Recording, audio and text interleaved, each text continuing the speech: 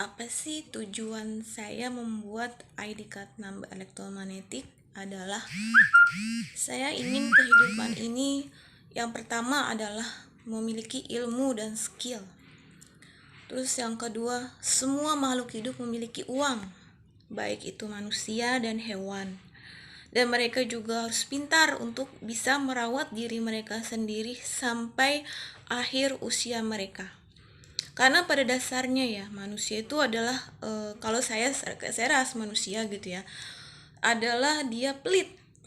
Pelit itu bisa berarti dia kita mengalami kesusahan karena memang ada orang yang pelit. Tapi orang pelit itu misalnya bisa kita kelola dengan baik asalkan kita memiliki skill dan ilmu. Contohnya begini ya, saya ajarkan untuk mencari rezeki yang halal. Mencari rezeki yang halal berarti kita tidak membuat kesalahan kepada Tuhan.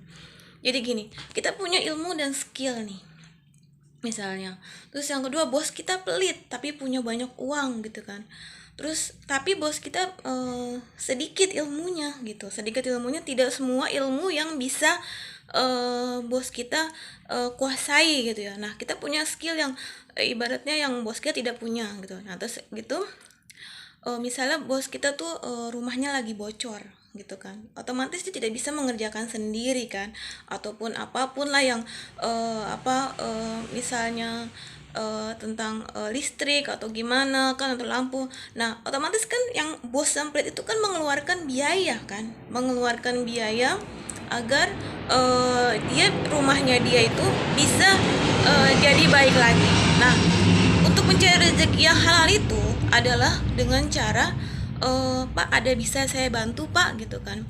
Kelihatannya ada yang bocor nih, kelihatannya listrik Bapak rusak nih gitu kan.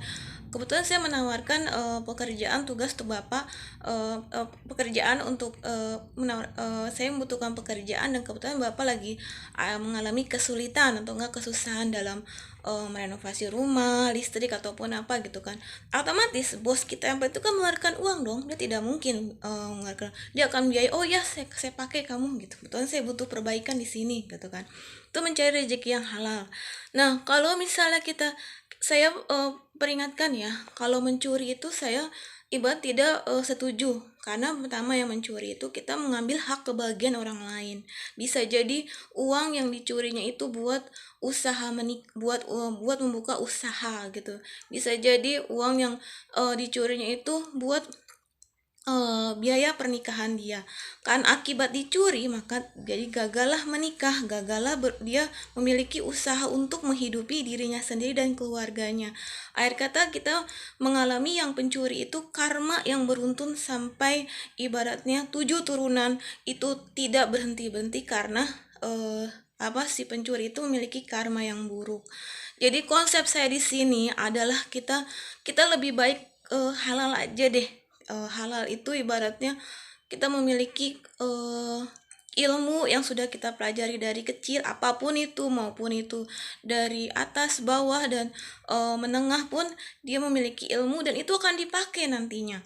Jadi saya tidak setuju dengan korupsi, mencuri itu saya tidak setuju, karena bisa jadi yang dicuri itu sampai dia gagal menikah, sampai dia tidak menikah di usia tua karena uang yang buat dia menikah dicuri orang, atau enggak dia membuka usaha ternyata usahanya itu uangnya dicuri orang, dia tidak bisa makan, tidak bisa berusaha. Kata dia jadi yang korban pencurian itu menjadi ibaratnya terpuruk dan miskin. Nah, itu kan akibat dampak bagi si pencurinya, dia mengalami keburukan, pencurinya mengalami kesialan, dan yang dicurinya itu jadi korban pencurian. Nah, kita kan jadi membuat kesalahan yang ibaratnya tidak pernah ada penyelesaiannya. Disitulah konsep saya bikin itu. Tapi saya juga mengajarkan cara sistem kerjanya seperti itu. Jadi tidak hanya membuat sebuah technical ID card number atau bagaimana caranya, tapi semua sistem kerjanya sampai manusia itu akhir di usia akhirnya gitu. Nah, sekarang kan saya udah bicara tentang banyak hal ya tentang kehidupan. Sekarang saya bicara tentang status di ID card number atau magnetik. Balik lagi ke teknikalnya.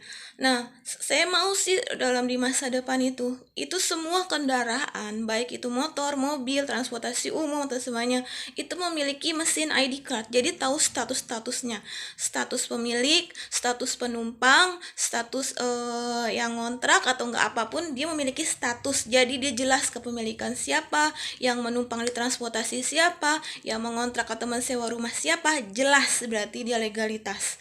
Dan ibaratnya legalitas itu bukan cuma dilihat oh saya punya surat, tapi dilihat dari sejarah dia lahirnya, dari sejarah dia pertama lahir dan memiliki kedua orang tua. Itu adalah yang pasti. Makanya saya sarankan itu bahwa kita itu harus ibaratnya memiliki sifat yang setia. Satu, yang kedua setia kepada Tuhan yang kita anut dari kita lahir, sebagaimana kepercayaan masing-masing. Yang kedua, kita setia sama kedua orang tua kita. Walaupun orang tua kita cuma kayak saya nih, orang tua saya hanya pegawai negeri dan perawat di Cipto. Saya setia dengan kedua orang tua saya. Sampai saya mati pun saya tetap menggunakan nama bapak saya gitu kan. Ratna binti Rahmat misalnya begitu. Jadi saya ajarkan saya tidak pernah melihat orang tua kaya atau orang, saya selalu melihat orang tua kandung saya sendiri. Makasih.